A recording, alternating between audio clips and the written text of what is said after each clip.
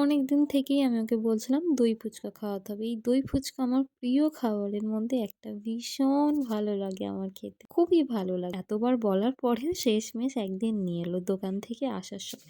কিন্তু যেইদিন রাত্রে নিয়ে এলো সেদিনই কারেন্ট চলে গিয়েছে দুর্ভাগ্যবশত। কিন্তু এই দুর্ভাগ্যবশতটাকে আমরা সৌভাগ্যে বদলে নিলাম। আমরা কোনোদিন ক্যান্ডেল লাইট ডিনার করিনি। সুযোগ ছিল, ভাবলাম কাজে লাগাই। তো নিয়ে এসছে সেই দাদাটা এত সুন্দরভাবে একটা প্যাকেজিংয়ে টক দই, আরেকটা প্যাকেজিংয়ে মিষ্টি, চাটনি এত সুন্দরভাবে গুছিয়ে দিয়েছে। তো আমার কাছে দিল, আমি সেগুলো আস্তে, আস্তে সাজিয়ে নিলাম।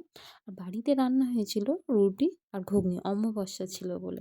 তো সেগুলোই খাচ্ছিল, বলছিল, "আমি খাবো না, তুমি খাও।" আমার এখানে সাজানো কমপ্লিট হয়ে গিয়েছে। আমি কবে ভাবছিলাম আমি খাওয়া শুরু করব। গালে দেওয়ার সঙ্গে, সঙ্গে ফ্লেভারগুলো আমার মন আর গালকে এতটাই বশীভূত করে ফেলেছিল যে কি বলব। অনেক দই ফুচকা খেয়েছি কিন্তু এইটা অসাধারণ ছিল।